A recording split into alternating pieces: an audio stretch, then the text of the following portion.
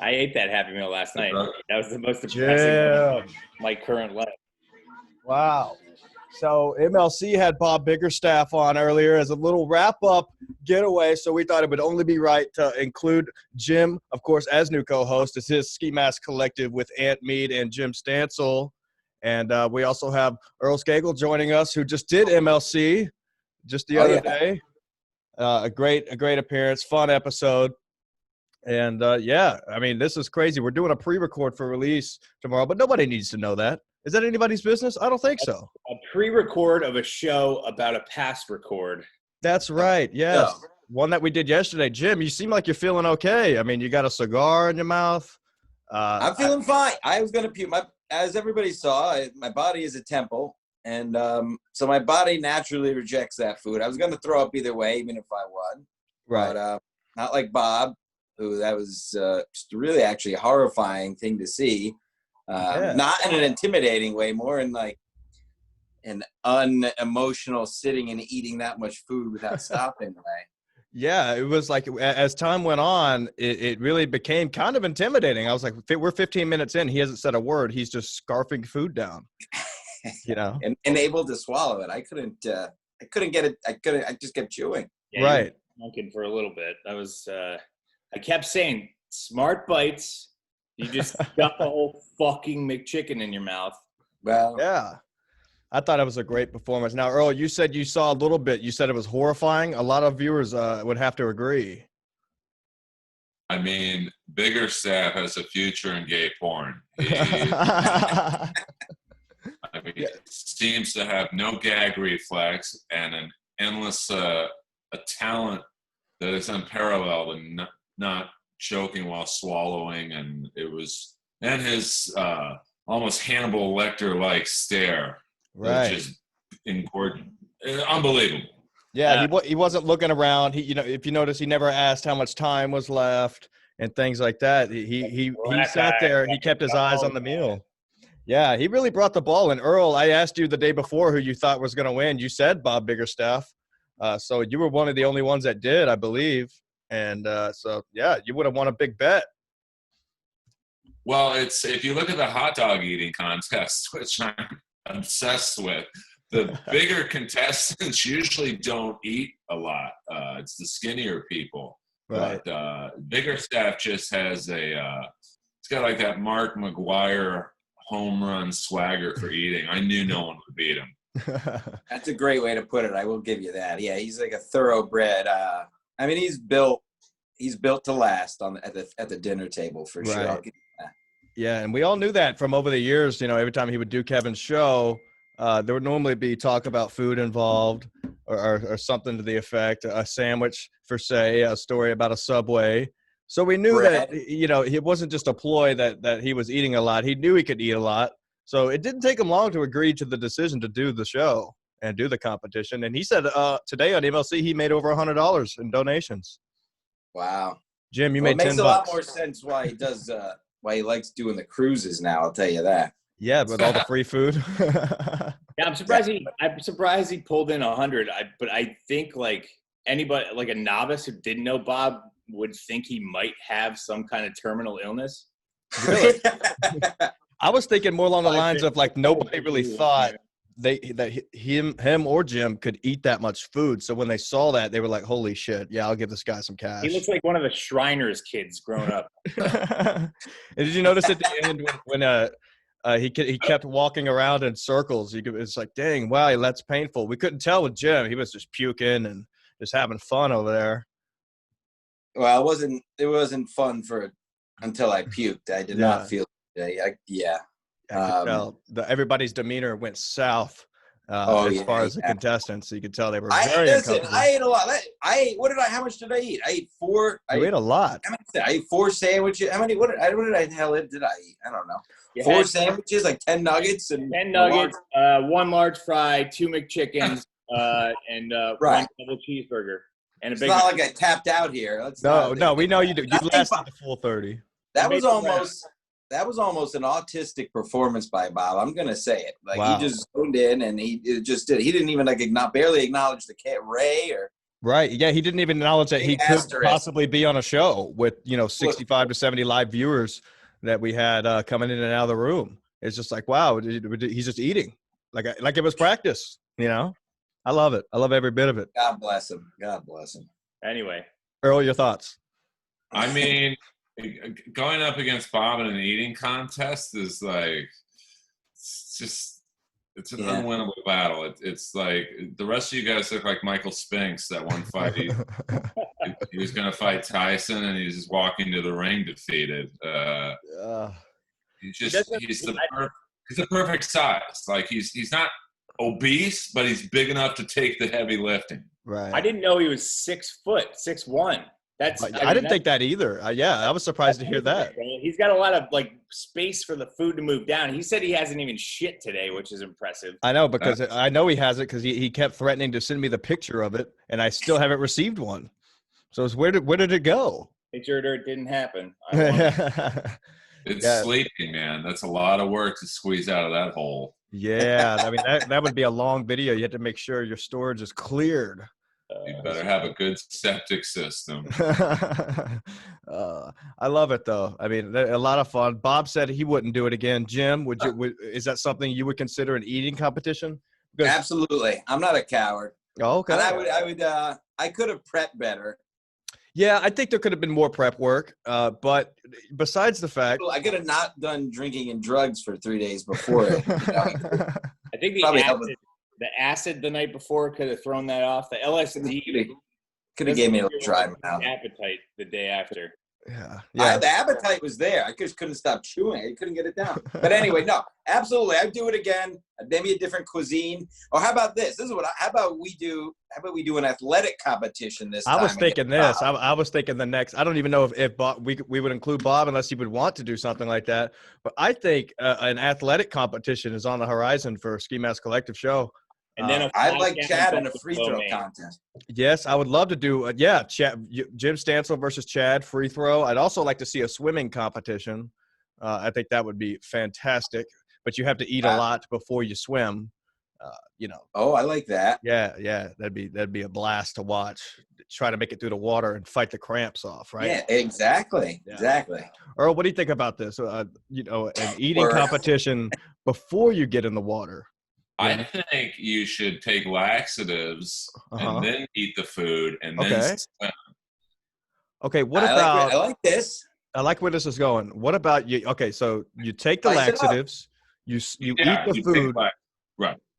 Right, and then how about you have to go jog? It's a 100-meter dash, but it's in public, and you have to wear white basketball shorts. And you just have to walk around and fight it. And whoever loses the fight, loses the competition. How many laps you could do before having to shit yourself? Exactly, yeah. But you'd have to have the white basketball shorts on so we would know. Yep. And you have to eat a large meal beforehand. I like this. I like where this is going. I'm sure the fans would like it. We might have to figure out how to include blur images, but who knows? We could figure that out. I would fly out on my own dime to judge that. There it is. Speaking of flying out, whenever we put together the MLC Awards, Earl thought it would be a great idea to include a roast of some of the characters from the show and things like that. The Mission Love Company official awards, and that sounds like a great idea. From anybody whose Twitter game is off, I guess. What do you think about that? The Kevin Brennan roast was a huge success. Yeah. Is there a date for the MLC Awards? There's not. I figured me and you guys could get together to include this because we're going to want to prepare way ahead of time. It's probably going to be located in your area. That way it'll give people plenty of time to get out and, because people are going to want to come out for that. All the fans get together. There'll be a roast involved, shit like that. Hopefully, like an actual thing. I love it. Yeah, man, like an event. Yeah, we're giving away the rewards. Biggest hack on the show of the year. Yeah, best episode, worst guest, all that stuff. Best pedophile. Yes, best pedophile from the show. Clean up. Some people are going to win multiple awards. Right. Biggest Twitter meltdown. That'd be a good one. We've seen a few of those over the course of the past few months. I think there'd be a lot involved. All the fans get together. There'd be a lot of drinking. and we'd have a classic roast, but not like the roast battle type, right? Earl, that's what we talked about, not that, because Yeah, who knows? I thought the Kevin Brennan roast was amazing. Roast battle is it's kind of going the way of 80s metal. It's over, Johnny. Yeah. I think it was over a long time ago. When they started having people roast each other that A, didn't really have a lot in common, or B, really didn't know that much about each other. It was kind of hard to watch. It became like every other hacky show where they're trying to include too many celebrities who's like, what are you doing here? Why don't you just go to Dancing with the Stars or whatever? Like, what are you doing on this show? I think the one battle that could sum up how I feel about the show is the Blake Griffin Jeff Ross battle, where it's a no-win battle for Jeff, because if he doesn't kill him, it's like, well, this guy who's never roasted before is beating. Some people think he beat Jeff. He's never done it before. So how is Jeff the roast master if he can't even beat this guy? So you knew he was going to win. It was kind of silly in that aspect, as he's a basketball player. Correct, right? And I remember how much they hyped that up in promotional status and commercials and everything like that. But as a roast battle fan, you're watching that, you're like, what does this come to? I want to see real roast between, throw some underground comics in there or something, That's what I like when I got season 1, and I was like, well, this is who I should battle, because I know how the show works best, I think.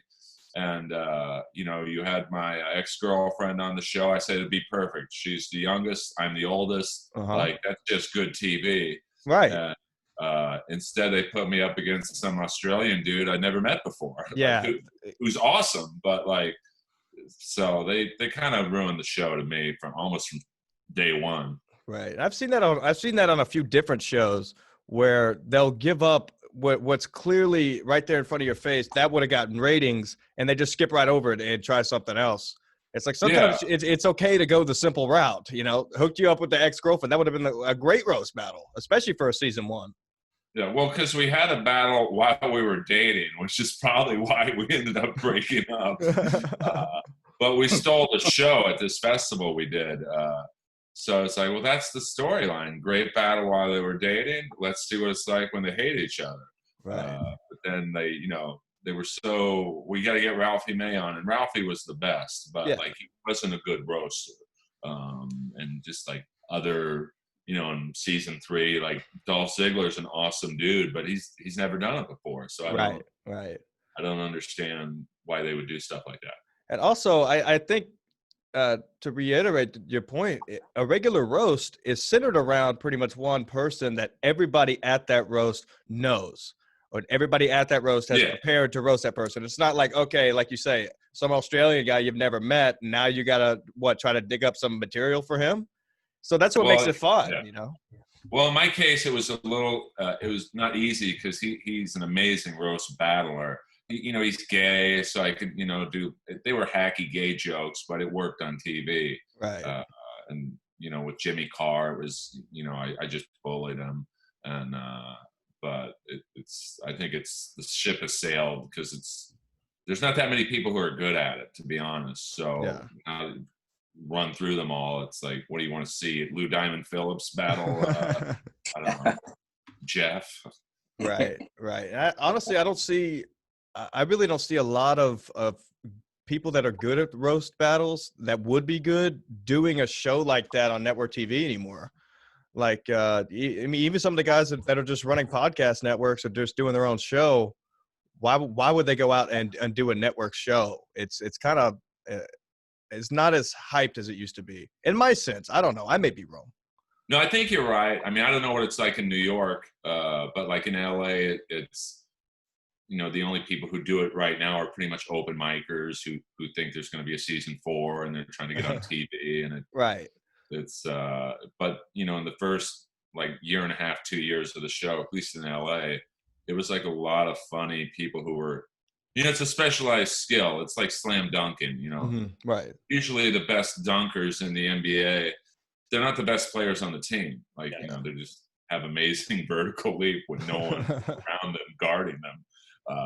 So, but it was a fun show in the early days for sure. Yeah, it was a lot. It looked like a lot of fun. Jim, I think you'd be a pretty good roast battler if you and Bob Biggerstaff got on the stage, rehash this whole thing. So we'll save it for MLC Awards. That's a whole. Maybe, but that's a whole other thing. I think. I don't know. I mean, you guys know better than me, but roasting. I don't know, Earl. You're kind of the OG roast master before Jeff Lifschultz stole it from you. But no, what I was going to say is, do you think do you think roasting is tougher or easier than stand-up, just in that you have to, respond to what the other person is saying, you have to be quick. Yeah. Well, it's funny, some really good stand-ups sucked at roast battle because it's just such a different art form, and it's live combat. So roasting, it's easy. You look at the Kevin Brennan roast, like say Chad Zumach, he could sit there and shit on Kevin without fear of being interrupted. But roast battle, it's like verbal bullying. You're right. You're calling someone fat, a whore, a fag. Well, maybe that's why it's not as big as it used to be. So a lot of people might frown upon those words these days. Now, normal guys would say that it's fucking hilarious because it is. Getting called a fag or calling someone a fag is great. If but nowadays it'd be hard to televise something like that, even on a network where you could say whatever you want. And wouldn't you be afraid that? I bet you probably ran into this where you would have an awesome roast and then it just get cut from the fucking final tape, right? Oh, yeah. I mean, I had a joke against Tom Ballard, who's the Australian comic, and Kevin Hart was judging. So I always try, when I was roast battling, to get in a few jabs at different people in one joke. And I said something to the effect of, Tom Ballard's gay, so he's taking more shots to the back than Kevin's unarmed cousin. And that joke probably wouldn't air, right? And so it's definitely I don't know how the show, even if they did a season 4, could air unless you cleaned it up and corporized it even more than they already did. The first 2 years in LA, it was insane, the jokes that were told. They had a rule that, now keep in mind, the host is Brian Moses, he's black. Yeah. If 2 white comics were roasting each other, each one could say the N-word once. See, I like it. So you got a general guideline of rules. I mean, it can't get better than that. Well, they had to take that rule out when a black reporter was there. But it was just it was a lot funner before it got on TV. Yeah. It seems like it would be fun, something fun like that before, like you say, it got ruined immediately. Yeah, I mean, everyone was fucking everyone in the show, so it was really incestuous, and the inside jokes about who fucked who in the room were really funny, and I don't know if that would translate on TV to someone in Idaho. Right. So grandma. Yeah, I like it. I mean, it's times have changed, I guess. So the shows have to change with the times as well. And I was even talking about this the other day, even in terms of promotional items. Promotional ways are going to change differently every year. So why keep, even if roast battle is still a thing, why keep pushing it on TV if the fucking ratings suck? Move it to just pure sound. I think it'd be a hit through the earphones. I really do.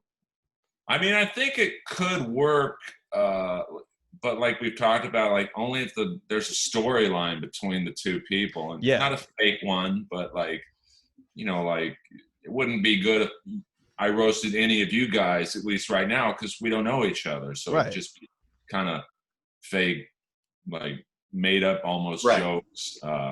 Jim is so buff, he looks gay, or whatever. Or Earl's head is whatever. But they really seem to get into this thing of, we need celebrities, and it just didn't. To me, it didn't work. It's so silly. I think people would rather watch that god awful mass singer anyways nowadays, because I appreciate the compliment, Earl. Thank you.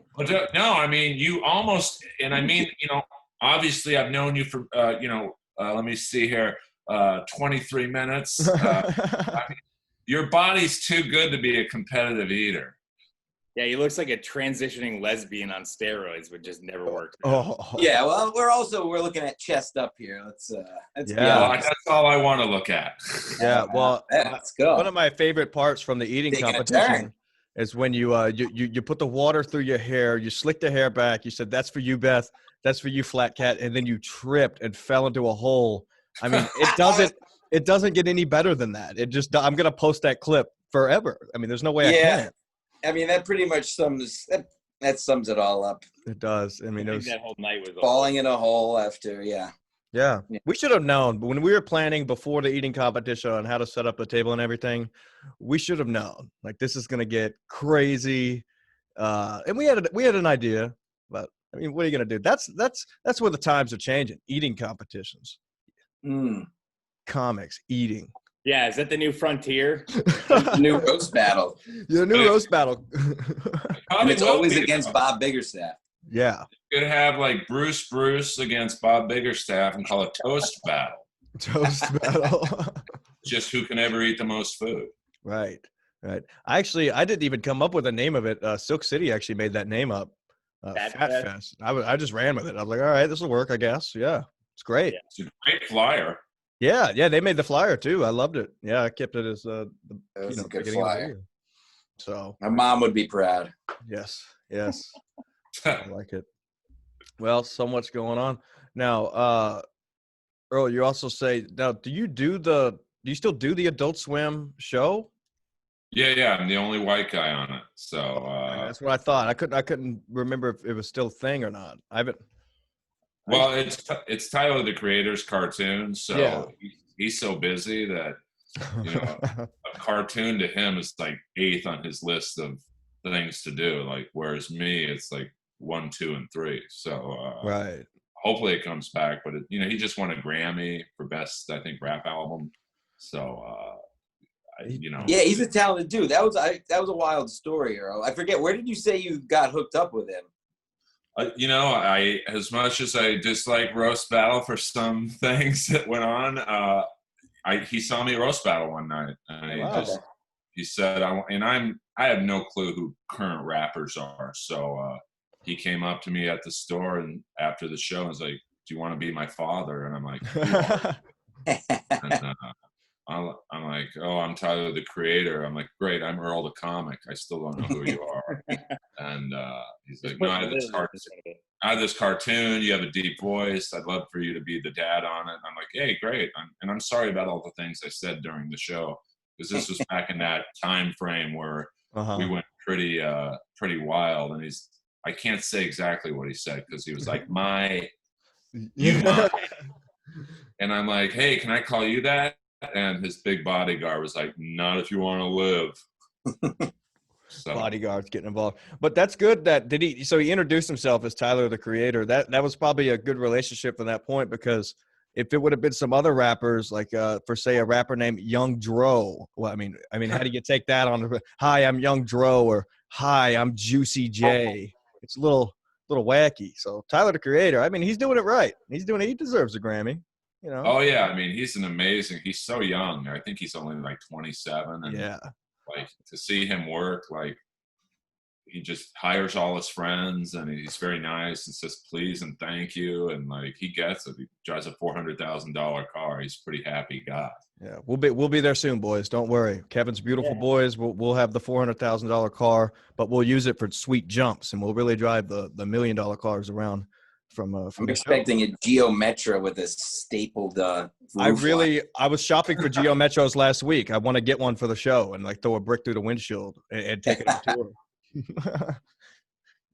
Aren't you hot in that mask? Jesus, that looks hot. No, it's actually great. I did I keep my apartment cold, but I did a show on the beach a few weeks ago and it was 100 degrees out. Yeah, Texas, man. I mean, what are you gonna do? I got used to it over time. When I first started doing it, it was hot. But now it's a thing. Yeah. No, I like it. It's kind of like Kiss and makeup. I don't really know what you look like. I dig it. Right, and then they released that mixtape of without makeup, and I hated it. But then the songs were good, so you never know what can happen with this thing. Hey, we're all trying to work angles in this business. I know it. I saw Kiss. Have you guys seen Kiss live? Many I've times. never seen Kiss live. That's the one that I wanted to, and it never happened. So they were my favorite band when I was a kid growing up, and I finally saw them in 2009. And it was so much fun. Like Paul Stanley coming out on a zip line. Like, who does that? It's just insanity because he's old. He's shredding guitar. Everything's on fire. That's real fire. You can feel the flames in the crowd. And he's on a zip line with fucking big boots. I mean, it was awesome to see, because it's probably one of the last times. Well, I mean, I think in a couple of years there'll be 4 black guys in Kiss, and like Gene will like they'll never stop. They'll be like the Jewish Menudo, man. They'll just keep going and going. At least they could save money on makeup, I guess. Bodies will be like held up by like metal frames. Yeah. Just be like loud subwoofers surrounding the stadium. Right. I mean, they're amazing. Like, even if you've never seen them, you've got to see them before they die, because, like, they do everything humanly possible to distract you from how shitty their music is. Yeah. I mean, right. Lasers and fucking explosions and it was cars blowing up, blood spitting. Exactly. I mean, it's a spectacle. You should go just for the special effects. Yeah, I did. I saw him at the American Airlines Center, and Gene Simmons got on top of the stadium to do God of Thunder. I'm like, nobody can fucking see you. I mean, no one can. I guess you're up there. And finally, the camera angle got around. He was up there, all right. I was like, I mean, just it's insane what's going on out there. It's worse than Gwar. I mean, at least Gwar, when you see him, you're expected to get pissed on and blood, all over you. And that's just insane. And it was all right. You guys heard of Gwar? Yeah, I know what you're talking about. I don't even think Gwar has a full song. No, they got a full album. I had the CD in my truck when I was in high school. I used to play it as a joke, and then I started to like some of the songs. Yeah, I think most of their albums are just half-written demos that they just, I don't know, just fuck it, let's put it out. You're right. It could have been like a mix of the songs. People like farting into a Casio recorder and just like playing with Play-Doh and blood. My favorite thing from Gwar, they did Jerry Springer, I think it was, and they didn't give a fuck when they went on that show. I mean, you could say Jerry Springer staged all you want, but these guys brought the heat. Like there was a mad mom in there because she caught her son listening to Gwar, and they were just laying down the law and why, everybody should listen to Gwar. It was so funny, the shit they were saying to this lady. I mean, now that there's no way you could air it these days. There's no way the shit that this band was saying to her. You have to. Yeah, just there's a lot of things that are going to change now. Like, just like the Winger song 17. You can't play that on the radio. Like, you can in Texas. In Holland, I think the age of consent's 13 in Holland. So a lot of comics are rerouting their tours. Yeah. They're signing up at a private jet, getting flying lessons from Bill Burr. No, I like it. So, I mean, Kiss has a song, as you know, Christine 16. Yeah, exactly. It's all about Christine 16. I remember, I remember being in the 8th grade feeling weird listening to that song, and I wasn't even 16. I was the one lyrics that like freak me out to this day is he's talking about being outside of the girls' high school and that day I saw you coming out of school. Yeah. I just knew I've got to have you. It's like, what are you, Jeffrey Epstein? I know. And the most fucked up part, it's not like that was on their first or second album. I mean, it was down the line. They were already old when they released that. Yeah, so they're gonna have to rewrite the lyrics, I guess. Yeah, how come nobody's calling out Kiss, motherfuckers? It was biographical. Yeah, it was. That's the next, I think, group. Ted Nugent married like a 14-year-old or something, and Jerry Lewis. No wonder he's out there. 80s metal people are really. You don't think Motley Crue fucked underage girls? Oh, of course they did. Yeah, but they released that little documentary just in time, just to let you know that they're pieces of shit. So it's like, what else are you gonna call them out on at this point? So, invading your privacy. Yeah. Hanging outside of a middle school. You know, I think that's a good point, though. Going after, I guess that's the last mountain to follow. The rock guys going, because exactly, right. I mean, that's the whole thing. You hang out with the groupies, you hang out with the chicks that are there. Who gives a shit? But don't you think it's a little late to attack them now? They should be absolved. I don't really think rock even exists at this point. It's all sad punk rock music about how depressed I am. You know, that's all the music, the rock music now. You know, but I think once they get rid of, once they get through with the stand-ups, they're going after. They're going to go, yeah. What about that song Kiss did and Taylor did and Ozzy Osbourne and But there's a few stand-ups coming, so they're not done with them yet. Are they going to retroactively crucify metal bands? I mean, I think once they run out of comics, they're going to start looking at actors, and then someone will say, hey, you should look at Motley Crue. They have a song called Too Fast for Love, and it's about, younger women. And, but don't you... Good thing that none of these people really have a good taste in music, because it would have been over already. Yeah, I mean, I think some of the 80s bands, they're, on their last legs, but still... The lynch mob, on Twitter, you can be convicted in 20 minutes. Yeah, you could be done. Just finished. I mean, so what you just said, they're not done with the comics. Do you think this is going to be an ongoing thing until they run through them all? I mean, I hate to be that guy who says I can't say names, but I know of at least three comics. I know of at least three whose names are coming, so they're not quite done. Okay, so I know you can't name the names, but could you give us a little insight onto why they wouldn't be named yet? Are they compiling evidence? Are they waiting for heat from the last one to fall down, and they don't want to do it all at once, maybe one at a time? I don't know. To be honest, I think they're probably still not done going after Chris and Jeff, and right.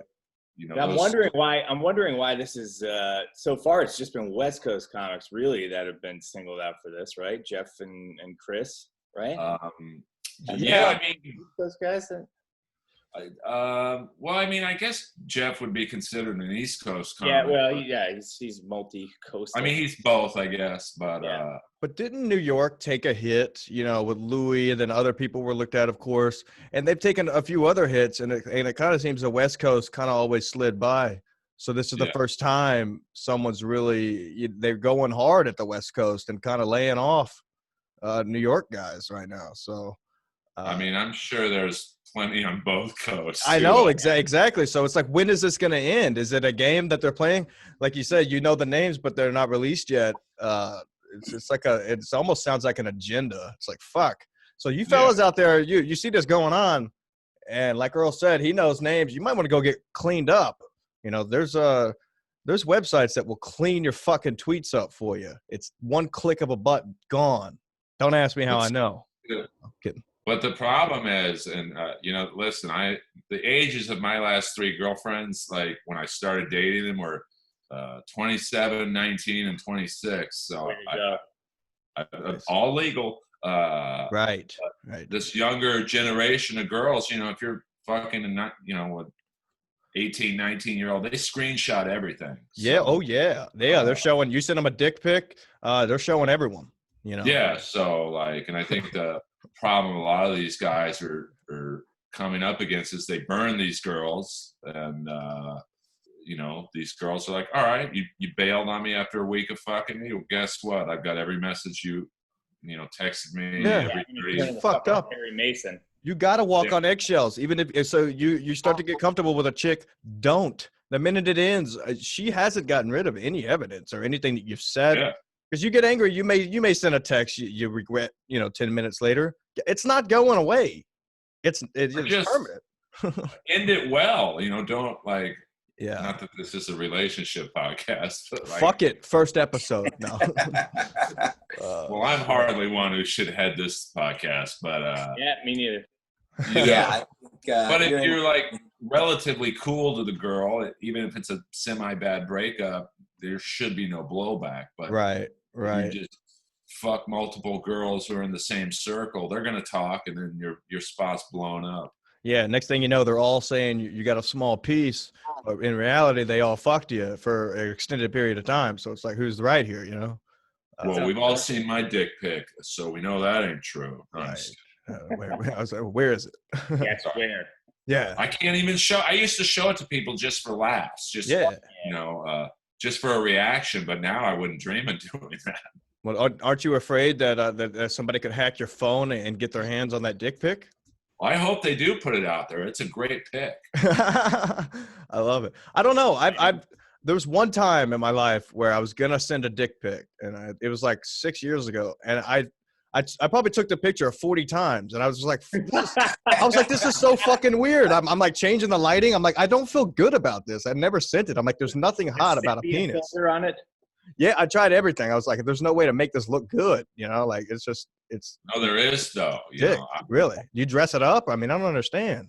No, it's all about the lighting. So you got to hold it up maybe about 2 feet from you and a little high, maybe about a foot above your head. So it's a nice angle. So you flex the abs and Right. It makes it kind of look a little longer, or is it? Good time of year for dick pics too. Nice, the heat. Yeah. You got the July August dick going on, a little fluffier than the a little bit more flow. You can take it with the panoramic setting. Yeah, dude, that would capture everything, the must, the sweat, like all of it, the things that ladies really like, and they say that they don't. Yeah, maybe you're right. They made it. This is why I know I haven't made it in stand-up comedy, because I'm an expert in dick pic taking. I think it's a good thing to be an expert on. I mean, there's guys out here like me who are taking the photo too many times when I could have been working on something else. I gave up. Maybe I should teach a master class on it. You should. But I mean, to this day though, with all seeing all this shit break out, I'm glad I never sent the fucking picture, because the chick I was going to send it to hates me. You know? Yeah, you got to be careful. You know, right. I was going to marry her, but now she hates. So it's like, what the fuck? She could have had a dick pic ready to go. That's scary. I'm not a big dick pic guy. The one time I was giving it a whirl. You sent it to me. Hey. Yeah, I ended up sending it to the wrong people. So my guy friends got it. I mean, I do that. That's funny. Not intentionally. Well, is that a tester? You're taking No, your names are right next to other names, and I've done that before. I sent one to my niece once. I'm like, oh fuck, so I deleted it before she saw it. Holy shit! That worked? Yeah, didn't Chrissy Mayer say her uncle sent her a dick pic? Yeah. Yes. And the way that she described it on that Never Have I Ever podcast, and we were saying the way that he went about it, he just sent it and then never apologized. Yeah. What do you think? Yeah. Hey, I know we've been talking a lot lately. Yeah, here's this. Whoa. I haven't seen you since Thanksgiving. Yeah. What he did was, yeah. So he got real close where she wouldn't maybe put his text on Do Not Disturb or things like that, so that he knew the minute he sent the dick pic, it popped right up on a screen. She couldn't say no. You know what I mean? So, I mean, it's a clever tactic, I guess, but. Right. If you're sending it to your niece. It's fucked up. By accident. You just gotta take your time, because there's a lot of names that are similar. You know, Charlotte is very similar to Charlie. To Dad. Yeah. Dad is similar to maybe Danielle. So it's they made it last year. They made it illegal in Texas to send pictures of your dick unwanted.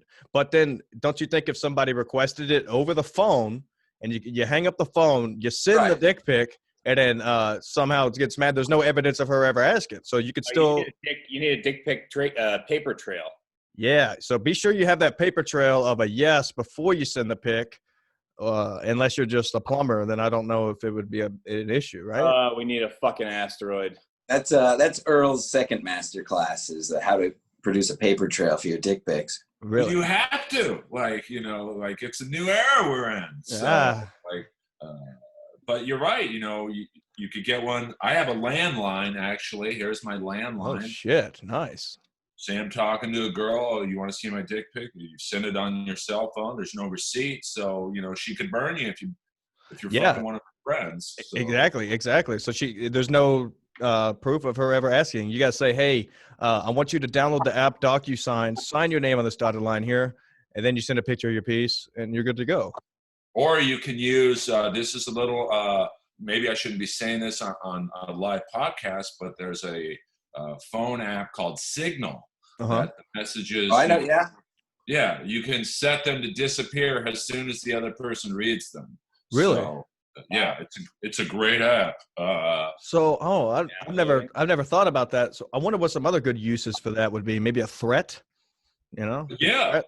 Yeah. But, because I think that's what gets a certain group of comics in trouble is like when they would Snapchat, say they were cheating on their ex or their current girl or wife or whatever, thinking, disappears in 10 minutes. But it doesn't really disappear on Snapchat. With Signal, it's definitely It's like gone.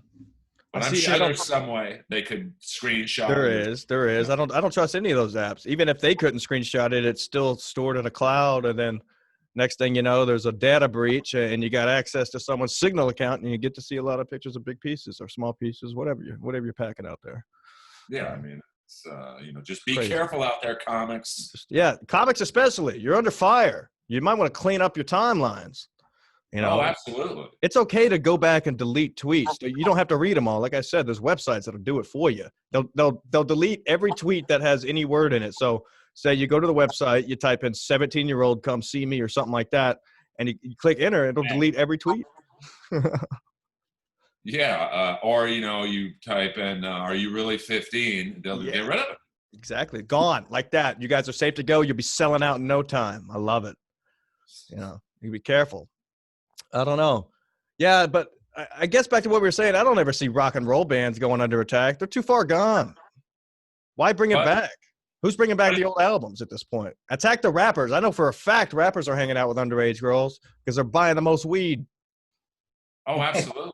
But if you look at some of the comics they're going after are older comics who, the alleged stuff happened 20 years ago. So I don't think anyone is safe and but it does. Ron Jeremy is that was surprising. Yeah. How do you get Me Too'd out of porn? Exactly. What the fuck? Like, you're laying a lot of dong. You probably forget over the time, one or two altercations. There's a lot going on with that thing. But he's a pig, I mean, you could tell by looking at him and just like, whoa, this doesn't look like the normal porn guys. I mean, I see him a lot at the gas station. I won't be seeing him anytime soon. There's a gas station a block up. I live by the Sunset Strip, and every night I go there to get energy drinks for the next morning, and he's there picking up girls. I mean, who goes to a gas station to pick up chicks? He's run out of places. Well, what if the girls are at the gas station? They need gas money. It could be an easy sell for someone like Ron Jeremy, whose looks have dwindled. He kind of looks like a hobbit. I mean, he looks like one of the characters, I guess, just from Lord of the Rings. With the long hair, just a lot going on. Orc. He looks like an orc. Yeah, that's it. Yeah, I never watched any of those flicks. I wouldn't know the names. He looks like, honestly, because I see him so much, because he used to go to the Comedy Store and he would fall asleep in the back of the room because he's got narcolepsy. He literally looks like a melting Yoda. Yeah, okay, there it is. Perfect answer of what he looks like, a melting Yoda. He either looks like that or he looks like one of those pig guards from Jabba's palace. Yeah. I mean, he just looks really because he used to be somewhat good looking. If you look up younger pictures of him, he kind of looked like that actor from I'm dating myself and you guys are too young, but there was a TV show called Matt Houston in the 80s, and it's like a rip-off of Magnum P.I. And he kind of looked a little like Tom Selleck and Matt Houston, and now he just it's rough, man. Yeah, that would suck to take a hit after your prime, though. Like, you're already looking like shit, and you got to go to jail looking like that. I mean, you're not even going to get access in there. And he's broke too. Like, he has no money. He didn't save any of his money. So, none of those porn people save their fucking money. They're all on drugs. Or dead of AIDS. Get thrown off roofs. Yeah, dead of AIDS. Or hang themselves. Sorry to say that happened. It's probably the only business that's close to stand up in terms of like how disposable you are. Like, really, I mean, it really is. I was watching this guy named J-Mac and they had a compilation. We were laughing with my friends of like all the chicks that he puts in a certain position that's just fucking hilarious, a full Nelson. And the compilation just kept going and kept going and kept going. Girl after, like, it was like a 5-second, clip of each chick. I'm like, what the fuck? Like, just disposing of them. Just done. You never see them again. It's not like they didn't make a name. They're just finished. They probably got paid $200 tops. That's it. Yeah, I mean, online forever. I mean, the sad thing is people who watch porn, like, they don't want to jag off to the same girl. So it's I know, they keep like surfing around and shit. My buddy tells me about that all the time. I mean, I actually don't watch porn. It looks like I produce it, but it's just the close. So nasty. Like, I don't want to see some girl's pussy that's been blown up by Lexington Steel. Right. There's just a lot going on with porn these days. It's not, we were talking about this on another show, I think, where back in the day, it was kind of a challenge to get your hands on that magazine, and then you would hang around with your friends when you finally had it and laugh and look at it and all that. Now you just fucking click of a button, and you got, like you say, 18-year-old chicks, Lexington Steel. Oof, there's a lot going on. It's like, is that what it's really about? Makes me not want to go out and date. Yeah, gone are the days of the wet penthouse in the north in the woods. Yeah, what the fuck? Well, it's also like everything's in digital clarity. So now, 2020, you've got 4K, 3D, curved screens that are 100. There's no imagination. You can just see that pimple on their ass, I still enjoy the like 80s, 90s Playboy penthouse. The classics. Maybe I'm just a artisanal porn. Yeah, that's the way I would enjoy it, because whenever they took those photos, they weren't just snapping them. Like, they had it set up good, and they really do make it look beautiful. It's not like you say, a porn mag. Oh, I remember the days of thumbnails. Yeah. Great. Yeah. Well, nowadays the guy's balls look like the moon. The girl's pussy looks like the thing Boba Fett fell into. So. Yeah, they're all grinding their jaws. Oh, so nasty. Is it the girl's butthole looks like the Death Star. I don't know. Yeah. I can see this. I mean, it's a lot. Why do chicks even get into it anymore? I don't understand. What did it say? Mia Khalifa had walked away with $12,000. You go search her name on the YouPorn or whatever you do, you're never gonna run out of videos. She got fucked so many times just to buy a shitty car. Well, I've seen it out here in person. Like, they come out here to be an actress or and they just don't realize how tough it is out in LA, or I'm sure in New York as well. Right. And then, 2 weeks after coming out here, they go from auditioning for a Geico commercial to a gangbang with a Kiki boy. So, nobody's flying to LA from, say, Alabama or someplace like that for porn. They're like, I'm a star. Everybody told me I'm a star. They go out there, they get turned down for something as simple, like you say, a Geico commercial, and then they're sucking cock for 10 years. Yeah, I mean, it's like they don't realize that they might be the hottest chick in their town in, say, Decatur, Alabama, but when they come out here, they're not. Everyone out here was their hottest chick in their town. It's like, oh, I didn't see girls who looked as good as me, and at the Planet Fitness in Decatur. I've never been to LA. It's like, there's probably hot chicks working at the fucking car wash, right? Yeah, I mean, well, nowadays you don't know if it's a guy or a girl. Yeah, you got to be careful asking. Like, how do you know? Yeah. Well, I mean, the Adam's apple is a giveaway. You can get those shaved down now. You just pretty much have to wait until your hand touches a dick to figure out. Yeah, I mean, and the surgeons out here are world class. So, I mean, Caitlyn Jenner doesn't look that bad. I mean, I'd hit it. I will. Yeah, dang it, Matt. Did you freeze up on us? I mean, I wrote for Dr. Ken on the Alec Baldwin roast, so I had to go there. And I'll just say this from a distance, Caitlyn don't look bad. Yeah, we probably got the long runner legs, right? They're all shaved up and looking like a lady. You would have to, even if you didn't know that was her walking on the stage, you might take a second, first look, and then take a second one.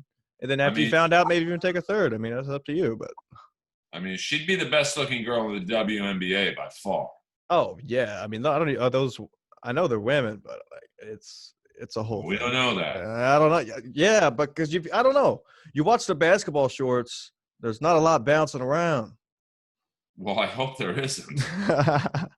Sorry, I keep cutting out. Larry's like running a seminar on my fucking Wi-Fi right now. So That was the first time you really cut out, right when you were about to say a joke, too. It's the worst. it was probably a bad joke. Has that Let's ever hear it. happened? Yeah. Do you remember? Mm-mm. Has that ever happened to you guys? You guys use the dating websites, right? Never. Never I was just used them? ranting about this the other night, but I'm probably in the minority, so go ahead. They suck. Don't do it. I dabbled. I got back into that at one point, but it's just impossible. I can't keep a conversation with one person, let alone 10 at the same time, and they all say the same dumb shit. They do. Their bios all say the same shit, but every now and then you'll get catfished. The dating websites are basically the used like DVD bin at Walmart. You know how I know? You know how I know that's true? All right, so my last girlfriend I met on a dating site, and then we dated for 3 or 4 months, and we broke up. I got back on the dating sites, and it was the same lineup of chicks as it was 3 or 4 months earlier. So what is wrong with these girls? There's got to be something wrong with them.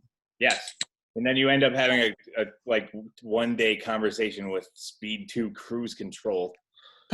Damn. Well, Yeah, I don't know. I always try to get straight to the phone conversation because they really reel them in. But as far as the text, no, I bomb. You can't. They're like, because they're probably talking to so many fucking guys. You can say something funny, they're like, they're not gonna really read it. I mean, no hot girl is going to be on a dating app. Exactly. Like real desperados. And I found a couple, and they may be hot, but they're absolutely insane and crazy. You'll find one or two, but you'll figure out that they're like just cheating on their boyfriends, basically. Right. Yeah, I had that happen to me too. I had one that was married. The husband came and knocked on my fucking door. I said, "Who are you?" I said, "Listen, I mean, we got in a little argument." Your wife. Yeah, I said, "It's not my fucking problem, man." I was like, Hope first you had off, the mask on. I didn't. I had it ready to go. I didn't know who was knocking. I thought it was the pizza man, some shit. Asking for a tip. But no, Big sausage pizza. Big sausage pizza. Remember Big Sausage Pizza? That was a great That's not a pizza. That's a cock. Great genre back in the day. Anyway. That sounds fantastic. There was a time when porn was fun, right before like the websites came on, like YouPorn or whatever, where When they porn had was funny. the niche porn, like the Bang Bus and Captain Stabbin'. Captain Stabbin' was my favorite. The guy who used to take guys on his boat and bang him and then throw him off the boat. That's fantastic. What is this? I love it. I think that was Max Hardcore. Yeah. I was having a conversation with my dad about this last night because he still does the DVDs, classic, and he's got some funny titles like Tailgate Party. The same thing. They're like, it's literally an hour and a half of chicks just getting railed on a tailgate. It's the best thing ever. There's no imagination in it now. It's just like what? That's redneck porn, no? It is Texas. I mean, it is. Yeah, I mean, it was the most grotesque thing I've ever seen. It was like it looked fun. It looked fun. What am I gonna say? Am I gonna lie here? I don't think so. Getting banged in an above ground pool. Yeah. Just going the cheap route. It was at home. It was filmed. I don't know. What's next for porn? At home. Jump the shark, man. What do you mean? I mean, yeah, there's only so much you can do. Like it's like, There's mothers banging their sons now. I know it's fucked up. I Dads can't. banging their sons. But somebody's got to be watching it. It's the first thing you see when you go to the website. Somebody out there is keeping it going. I'm blaming the South. It's like 5-blade razors. Like, where do you go from that? Like, there's anal gangbangs. There's I don't know. Yeah, well, every time you get on a porn site now, the first 3 or 4 videos you see they're going to be titled "Sister Fucks Brother" or "Stepmom Takes on Stepson."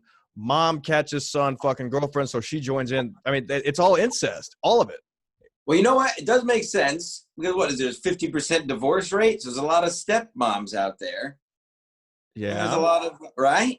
Well, yeah, there's probably a lot of 14-year-olds that imagine banging their new busty stepmom. But is that all who's watching this? I mean, these things are garnishing millions of views. It's crazy. I don't know. But you watch probably 15 seconds of it. Well, hey, let's. I don't know. No, I see you're wrong. I beat off, and then I start watching porn for the acting. Wow. That's a good theory right there. Yeah. Jacking off without porn or anything like that can be a real fulfilling experience, I'm sure. Watch it with But now they're trying to make porn like almost like seem normal. Like they have awards for best acting and Yeah, I mean that's right. like they're trying to make it more mainstream, I guess. So and it's less frowned upon. Like you can openly have the conversation about porn in public without feeling weird. I remember years ago, even wherever you were, you would keep it quiet, but now you could just talk about it because, like you say, it's jammed down your fucking throat. You know what? The next roast battle, I'm sure there's a porn star on it. The worst. Well, they had Pam Anderson on all the roast battles. Now she was on a couple of those, or the celebrity roast. Is she funny? Yeah, I think they did the Pam Anderson roast, and of course, every joke was about how big her pussy is. I mean, yeah. I mean, you know what you're going to be getting when you turn that on. What I've noticed lately too, there's like so many porn actresses. As soon as they get done, they're getting into comedy, and just immediately getting spots and podcasts and stuff like that. What is going on with that? Have you tried listening to any of those? Are any of them good before I shit on them? They're hilarious. Yeah. I mean, what is that? They're so unlistenable. And what was that one chick on Twitter who had the meltdown and then blocked everybody? Jax Del also, or whatever it was. Right. Well, she was a comic, and then she said she wasn't a comic 2 weeks ago. So. Well, first she was a stripper. And she got mad when people brought that up. She couldn't take the heat. It's like, well, it's in your act. Of course people are going to talk about it. Right. She's like, I'm not a stripper. I don't think they realize how tough comedy is. So I think they do it for a few weeks. Okay. That makes sense because their shows never last a while. I mean, yeah, I like it. I think Stormy Daniels probably, when she was told, hey, you're headlining, you're doing 45 minutes to an hour. She's like, I don't know about that. Yeah, I don't have any money left to write jokes. I got to hire someone. You better have a real strong feature for her. Yeah. Just walk the crowd when she goes up. But then even if it's almost like if you do have a strong feature, she's not going to be able to follow them. So it's just like. Oh, and I also love it. I've seen this a few times where the porn chick will go to do comedy, but they'll dress conservative. It's like, listen, honey, the fellas in the crowd aren't here to see your comedy. Okay, so you're gonna bore them pretty quick. Those flapjacks. Let's see those flapjacks. I've been a comedy fan for years. Let's see those bologna pancake nips. I don't care about punchlines, you twat. Sorry. I've seen that thing take so many BBCs. Let me see it now. What's it look like years after? Can't be enjoyable. I love how this turned into porn reviews. It's fantastic. Sorry, I took it in that direction. My bad. No, I like it. I mean, I'm not complaining at all. I have a lot of clever thoughts on porn. Not clever, probably, but thoughts. Well, it is fascinating why these people get into it, and like, I have friends of mine who do. They're straight, but they do gay porn because it pays like triple the rate of a. Guys in straight porn make no money. They get like a couple $100 a scene. Right. They're just there to have a good time. But if you do a gay thing, you get like almost get paid what women get paid. Now, do you get paid more to get fucked in the ass? Holy shit. I might have a new career. Now, do you get paid just as much as if you give it than if you take it in the ass, or are you getting paid more for the painful part? I'm going to have to ask my friends. This is an area that I'm not really familiar with. Yeah, because that would make a difference. Because if you're signing up for gay porn, you're like, all right, I know I'm going to get paid a lot, but listen, I don't want to take a cock in my ass. I could see a fella doing that. Not, if you. I mean, if you're broke, if you came out here to get managed by Barry Katz and it doesn't happen. It's either that or selling a coffee. I mean, what are you going to say? I almost feel like Earl is trying to talk us into something here. Yeah. Listen, Kevin's beautiful boys. We need to stay on the right track here. All right. All right. I need money, so I don't know. Anyway. You got a good look. Both of you guys have good looks for porn. Good looking dudes. Yeah. I see what you're trying to do here. Yeah. I'll take a manager. Both of you are like, model-esque looking. I mean. Wow, Earl. Thank you. I'm straight, but I can like be objective. He has an eye. You've got the 5 o'clock shadow gives you the rough edge look. Yeah. He could play like in a fisherman scene, I'm sure. that girls or guys would be into. And Jim, you got that, like he's a bear.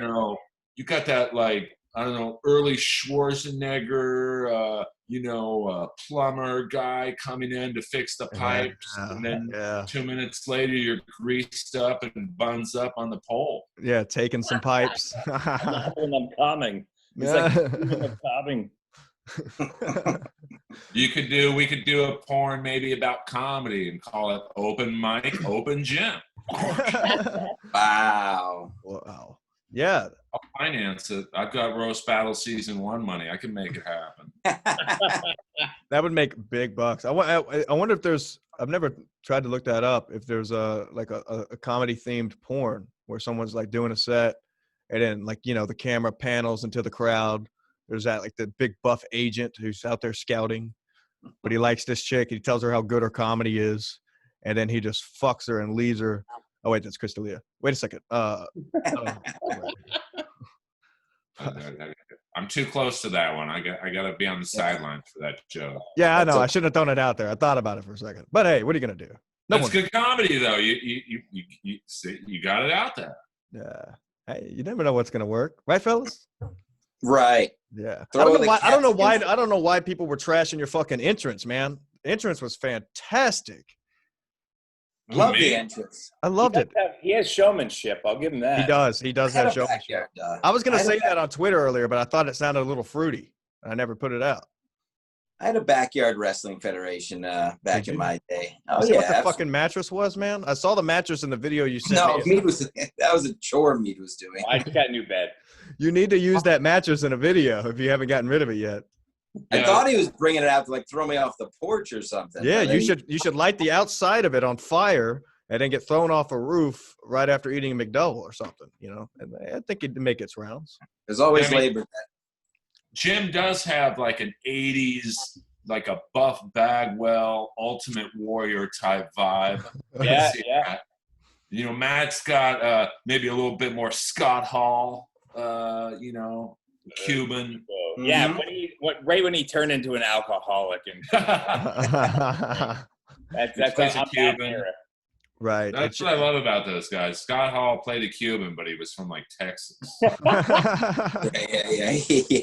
And I must show you guys this. I'm a big wrestling fan. I'm embarrassed to say I'm 51, and on my work desk I have an Abdullah the Butcher. Oh hell yeah! Yeah. That thing looks badass. Same thing though. He played a guy from the Sudan. He was actually from Windsor, Ontario. Yeah, I remember him. Well, he has hepatitis now, so no one will wrestle him. Yeah, well, Jesus Christ. Oh, my. What, you bust one eyelid open, you get a little blood in your system? Is that what people are afraid of? Or? That guy's forehead looked like a fucking bad forehead. Is it like he was like, his divots, and I don't know what you call those things. When they cut it up. The razors. They're so big, he can put half dollars in them, and they stay. Does it just look like Mars or something? Just a bunch of craters? Pretty much, yeah. Yeah, NASCAR lines on his forehead. I need to do my homework on the wrestling. Oh yeah, true story. I have a can't see it. I have a line in my head when I tried to do that as a boy. Yeah. I tried to do the old race. I knew that was a trick, but I did it like in the middle of my head. I didn't do anything, and now I can't grow hair there. So yeah, but you did it with like the cap from a Jolt bottle. What is it? Explain the move. No, they keep little, and Earl, feel free to chime in. You're a wrestling fan as well, but they keep a little razor somewhere, and you're supposed to do it a certain way, right above the eyebrow. To make it look mean? You just start bleeding all over the place if you do it. I always wondered how the fuck they busted their head open on they punch the top of your eye. Yeah, okay. I was like, man, a knuckle, like I've been hit in the head with a knuckle. I've been hit in the head with a ring and it never bled. I was like, how these fucking guys are bleeding? Yeah, okay, I get punch it down on top of the eyebrow or something.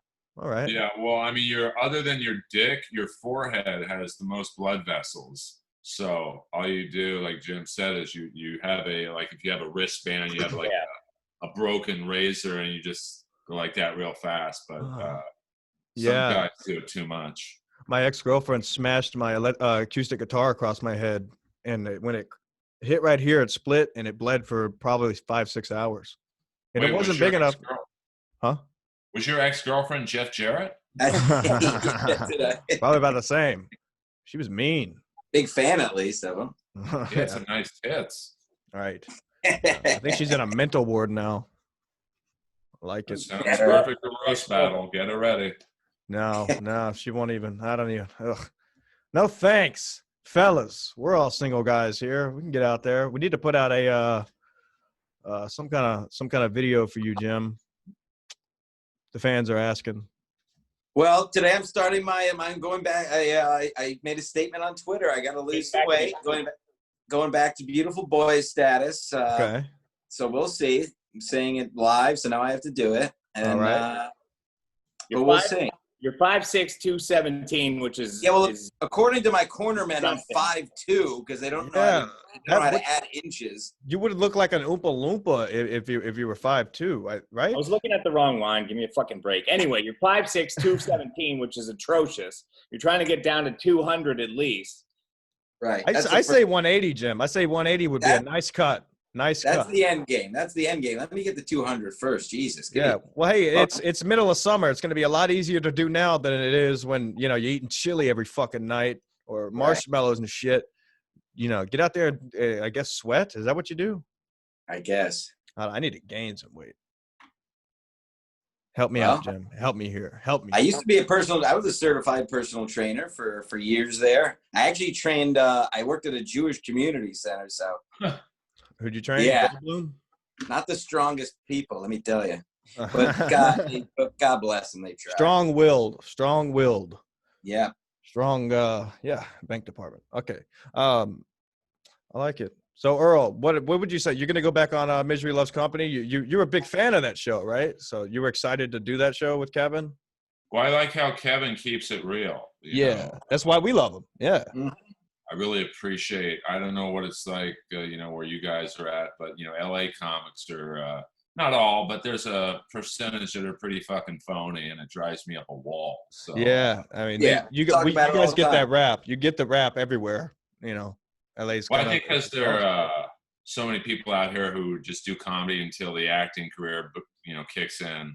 And then they don't go on stage anymore. Yeah, and so then they get upset when, they don't get spots at, say the Comedy Store or whatever, and then, they always bullshit you on how good they're doing. It's like, dude, you're going on 2 hours after me. You're not doing that well. So is it because they're not respected, or because they don't have any new material? They're just doing movies. Both. Yeah. Okay. Gotcha. But I just like how Kevin says what he feels, man. Yeah. I wish more people were like that. I do too. I think the world and the comedy scene would both be a much better place if they did. Somebody does something phony, Kevin's just gonna name the name. It's fantastic stuff. I love 100%. Yeah. It's very respectable, and he's like that in real life too. It's not a fucking an act whatsoever. It's not. But I can tell you guys are like that. Even in this hour plus, I can pick a vibe that you guys don't bullshit. I'm sure you're capable of it, as am I. But I've been known to bullshit, but we'll just have to catch that up on the next time. Earl, you got anything you'd like to plug, buddy? Man, we appreciate you coming on. Yeah, absolutely. Well, dude, thank you all. This is where I should bullshit and say I got this going on, that going on. I mean, frankly, the only thing I have going on is the cartoon. But I don't know if it's coming back. But well, I hope that it is. I mean, it would. I don't know. In LA, if you're on TV, you just get better spots, so it would help me out a lot. But I just have my podcast, Inappropriate Earl. Inappropriate Earl. Earl, is there? I mean, up here, there's a little bit of a comedy scene reemerging slowly, outdoor and kind of a speakeasy type of way. Is that kind of thing happening out there? San Andreas fault. No, not really. I mean, there's one. It's like an illegal open mic that happens, but it's literally looks like the bar in Star Wars. So the clubs, the Comedy Stores open their bar area, but no shows. So I think they're in a position to succeed when this does open up, because they have 3 rooms. but places like the Laugh Factory that have one room, I don't know if it's going to be worth it to them to have a show at 30% capacity, but you still have to pay, Joe Rogan or whoever his full rate. I don't know. Is it true that what Chad Zumach said, that Joe Rogan parks in Mitzi Shore's parking spot? Is this a confirmed fact? Well, he does, and he should, to be honest with you, because Joe drives the business of the club. If Joe wasn't there, like, we'd all be making less money. And, it's amazing how many fans he has from different areas of he has comedy fans, he has his UFC fans, he has his podcast fans. And so, like, me, I have my roast battle fans, and that's pretty much it. MLC fans now. Yeah, oh, absolutely. But, Joe has massive fans coming from like 4 different sectors of the entertainment world. So, and plus his car's worth like $100,000 each car he has. So each car, wow. The Comedy Store parking lot is not the place to park if you have a nice automobile. Yeah. So I mean, it's his right. I get to park in the parking spot. So it wasn't breaking news like they made it seem. Who cares? It's a fucking parking.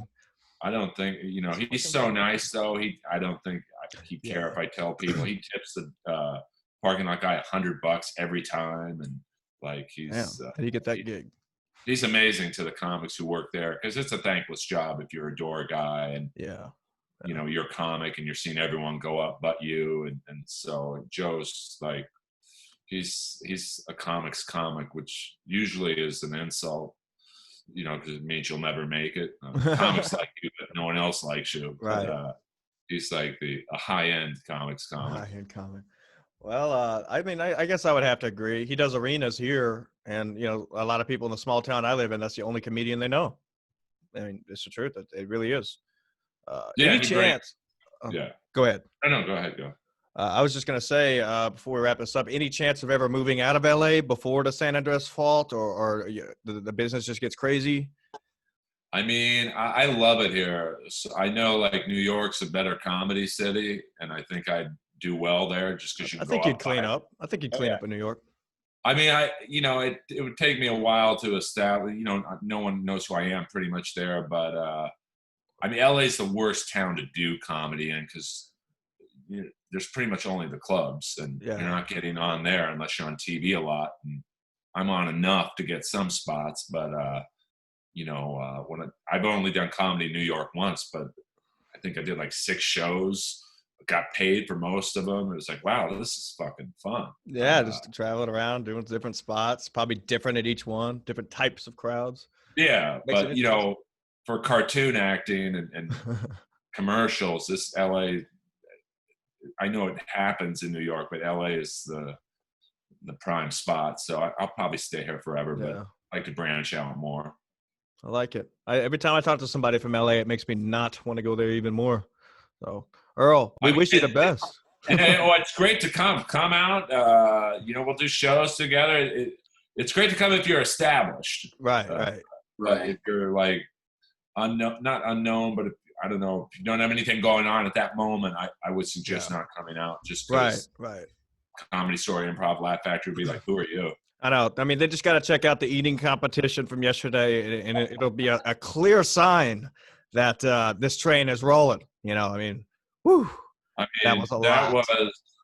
To watch Bigger Staff work was like, it was beautiful to watch. I mean, it was like watching Tom Brady run a huddle. It was just like, I mean, Jim, like, dude, it was like you were the Washington Generals and he was the Harlem Globetrotters. It was like it's just too big of a mountain to climb, brother. Yeah, that was something else. Yeah, exactly. Now you said it. He's Peyton Manning running a 2-minute drill. I mean, it's just like it's like watching Robert De Niro do a Bukkake film. It was just like it made no sense. I don't know the Robert De Niro I've seen lately. I could see doing a Bukkake film. He might. I mean, he looked a little rough at the Baldwin roast. But I think but if he comes back and his skin starts glowing, then he's been doing a lot of Bukkake. And Yeah, I mean, I know we all age and stuff, but god damn, what does he moisturize with? Cactus? Right. I think it's all the stress. He's trying to fight leaders and prominent leaders, and he can't get it done. It's a lot going on with that guy. Shitty movies. I mean, what's next? Yeah, I mean, he definitely. I don't think there's maybe. I know we got to wrap it up, but outside of Stallone, who he gives us Rocky, and then he gives us Tango and Cash. De Niro gives us like Taxi Driver, and then The Fan with Wesley Snipes. Yeah, or Hide and Seek. Have you ever heard of that one? I think it only came out on VHS. It's god awful. I mean, I like Dolph Lundgren though. His last 3 movies have gone straight to Laserdisc. I mean, you can't continue from there. I love it. Earl, we wish you the best. You'll definitely have an extended invite to the Misery Loves Company Awards if you want to be a part of that. I do. Be part of the whole roast battle stuff going on. Fans out there, follow the show. We're gonna release this tomorrow, but they don't know that. They know it's released right now. So this is an episode released on the podcast. So go to the YouTube. Check out Jim. If you don't watch the videos, check it out. It's insane. The baby oil, the whole walk-in, the Jordan jersey on backwards. Nobody mentioned that. It was a spectacle. As long as Americans were entertained, it was a success. Fuck Bob. By the way, we're looking into that. Big asterisk on Bob. We're looking into it. Yeah, there's a team actively looking into it. Matter of fact, I have a little over 40 notifications here. I'm sure most of it has to do with that within the last hour that we've been on this podcast. So there's some sleight of hand with that camera. Yes, yeah, there was sleight of hand with the camera, a lot going on. There's a full investigation. The fans are deciphering the video. I embedded it earlier today. I know clips are getting posted now, so we'll have to keep up with it. Earl, thanks for coming on, man. We'll talk to you soon. And thank you guys. Very nice to meet everyone. Thank you guys. Thanks, Earl.